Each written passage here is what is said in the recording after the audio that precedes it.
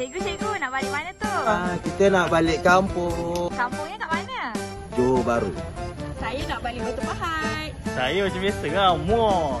Raya tahun ni balik mana cikgu? Ini balik Muar dan Batu Pahat. Kita nak ikat TV je. Di Batu Pahat, Johor. Tahun ni akan balik mana? Balik Muar. Ini akan balik Pahat.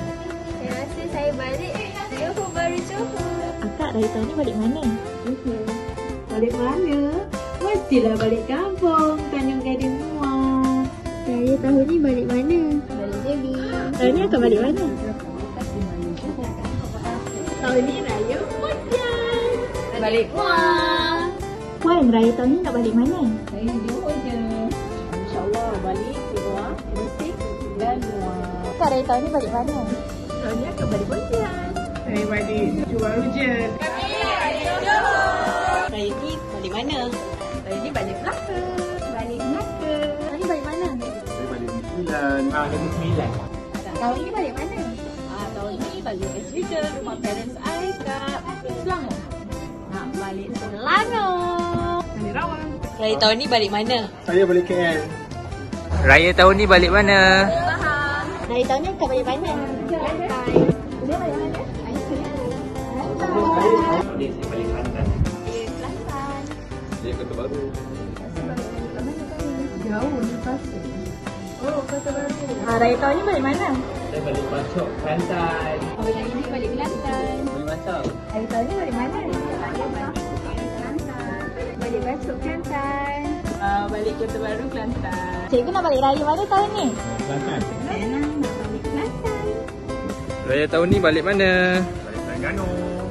Tadi Republic of Besut. Tahun ni balik Terengganu. Saya naik Besut. Balik Gano. Tahun ni balik mana? Tahun ini balik Perak. Balik Perak. Raya tahun ni akak balik mana?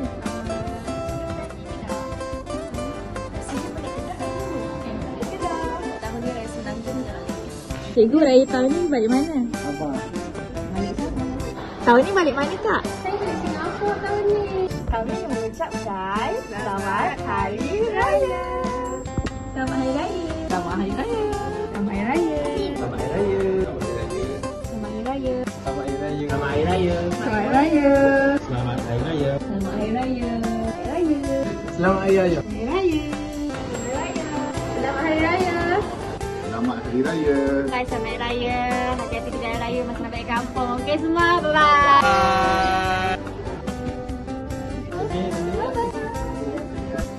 Selamat Hari Raya ke hati-hati raya kepada semua perantau-perantau dari SK Tasik Utara. Selamat Raya. Maaf dan Wassalamualaikum. Kami mengucapkan selamat Hari Raya Aidilfitri. Maaf Zahir Terima kasih. Satu membantu. Bye.